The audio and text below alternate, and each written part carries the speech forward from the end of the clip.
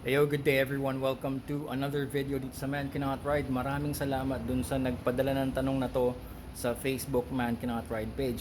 Meron tayong viewer na humihingi ng advice kasi daw pag namembreno daw siya, lagi siyang kinakabahan dahil hindi niya makuha-kuha yung maikling braking distance na gusto niya. Palaging pag nandoon na siya at kailangan na niyang tumigil, kinakabahan na siya dahil nakukulangan siya sa kanyang yung stopping power. Akala niya may problema sa motor niya, pero sa tingin ko wala naman. Now, let's talk about some of the tips na pwede kong ibigay sa inyo in terms of managing your braking distance. Okay, so let's say umaarangkada tayo, diba? Umaarangkada tayo, nasa highway tayo, and then we need to stop. Okay, so the first tip I can give you, ito napakahalaga nito. Sana ma-appreciate natin kung anong ibig sabihin nito. Ang naituro, okay? Ang naituro dun sa mga online courses na napanood ko, we have to load the front tire before we apply the brakes. So, meron pang tinatawag na you have to wait, okay, for the weight. Maghintay dun sa bigat. Okay, ang ibig sabihin lang noon, we need to allow, okay, ang ibig sabihin lang noon is we need to allow the front suspension to compress.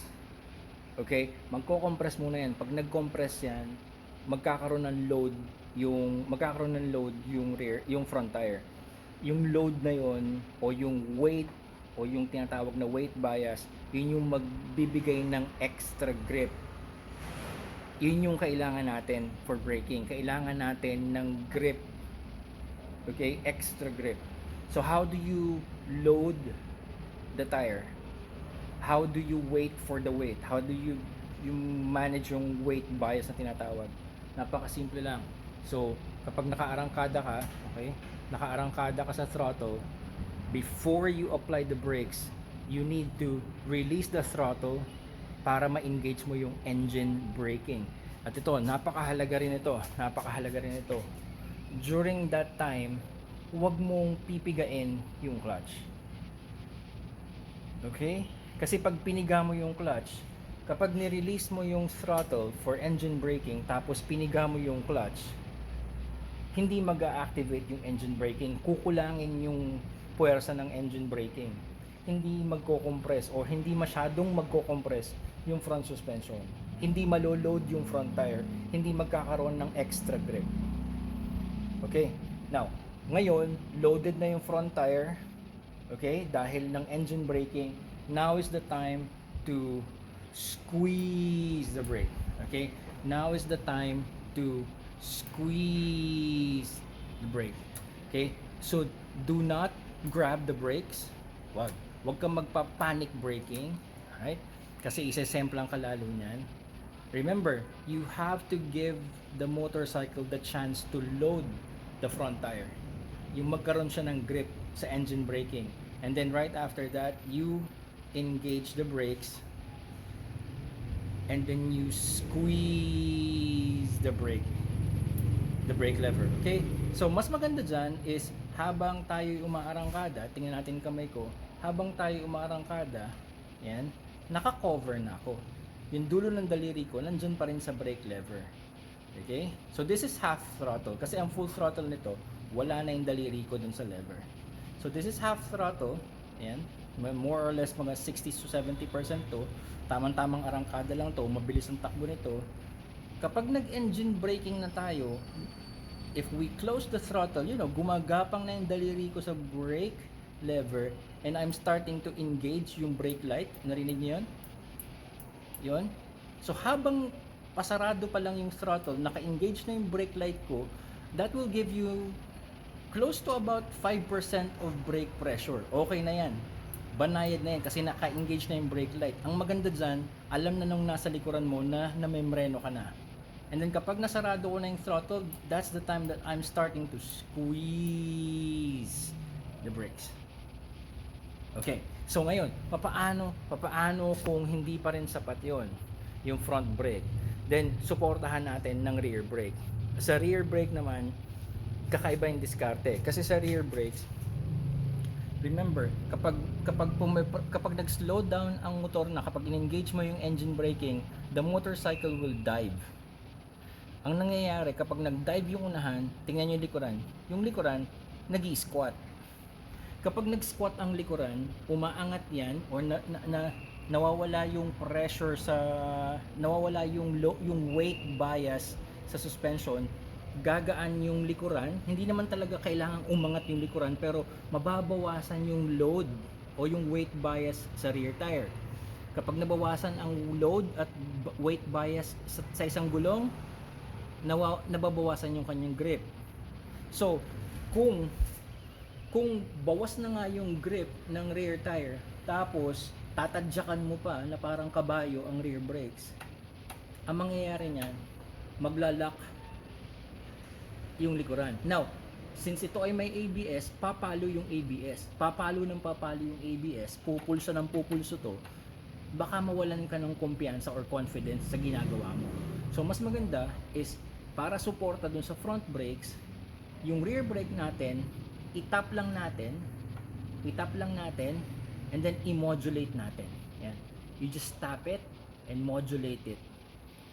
Hindi natin to kailangan yung tulad ng squeeze the front brake. Hindi natin to kailangan hindi, okay? Kasi maglalak yung likuran. Kahit pa may ABS yan, nakakawala ng kumpiyansa yon. At hindi merong mga experiments na ginawa online na actually ang ABS ay nakakapagpahaba pa ng braking distance. It's safe, pero humahaba yung braking distance compared to yung meron kang proper riding skills ng braking skills. So, for supporting the front brakes, just tap on the rear brake and modulate. Modulate natin ng modulate. Ang mangyayari kasi dyan, so, you engage engine braking, you engage the front brake, nag-slow down ka na, pero sa tingin mo, hindi sasapat. Pag in-engage mo yung rear brake, magse-settle yung bike. Pag nag-settle yung bike, babalik ng kaunti yung weight bias sa rear. Habang minomodulate mo yung rear, mas nadadagdagan yung kanyang braking performance. Makikita mo magi-slow down ka talaga na magi-slow down. Now, let's just say na talagang hindi ka pa rin tumitigil ng sapat. Nag-aalangan ka pa rin. Then, what I can suggest is for you to use your shifters. Okay? Mag-downshift tayo. Okay. So, ang mangyayari dyan is, while you are engine braking, front braking, modulating the rear brakes, hindi ka pa rin kumpiyansa doon sa braking distance mo, parang kukulangin, kakapusin ka or sobra yung ano mo. So what you can do is to downshift to lower gears. So ang downshift nito, ang mabibigay kong tip is, wag mong pipigain yung clutch wag mong pipigain ng sobrang bagal yung clutch, hindi. Wag din naman sobrang bilis na akala mo nasa karera ka. Okay, what you can do is you can press the clutch, downshift, and then let it slip. Let it slip a little bit. Let it slip. I-modulate mo yung release ng clutch. Okay, halimbawa nasa 6th gear. Press, downshift, 5th gear. Modulate, press, downshift, 4th gear, modulate. Para lang ma-assist mo yung transition into lower gears, kasi uupak yung RPM mo pag biglang binitawan yan. Pwedeng magkaroon ng tinatawag na chatter yung rear tire. Pag nagkaroon ng chatter yung rear tire, mag-i-skid yun. So nakakawala yun ng kumpiyansa kapag hindi ka sanay sa ganun. Ngayon, kung sanay ka sa ganun, then fine. Pwede kang mag quick shifting. Okay? Pwede kang mag blip the throttle kung walang blipper yung motor mo. Pero actually, you don't actually need to blip the throttle kasi naka-close yung throttle mo. You are squeezing the front brakes, you are modulating the rear brakes. Tutulungan ka lang ng downshift. Okay? Press downshift, modulate, press downshift, modulate, press downshift, modulate, press downshift, modulate, press downshift, modulate, hanggang sa by the time na titigil ka na, you are probably on 2nd or 1st gear na before you come to a full stop. Okay. Now, marami actually pwedeng pag-usapan pa sa sa mga ikwento ko ngayon, sinare ko ngayon sa inyo, ang siguro mabibigay ko na lang bottom line is you practice your braking skills when you have a chance. Every time you have a chance, practice your braking skills. Hindi ko sinasabing hatawin nyo para ma-practice nyo yan. You can actually practice braking skills kahit mabagal lang kayo. And here's the thing, kapag ginawa mo na lahat yung itinuro ko, proper engine braking, proper front braking, proper modulation ng rear brakes, proper downshift, proper clutch modulation, kapag ginawa mo na lahat yan, sumusobra ka pa rin at nag-aalangan ka pa rin, natatamaan mo yung sinusundan mo, it means only two things. Okay? One, masyado kang mabilis.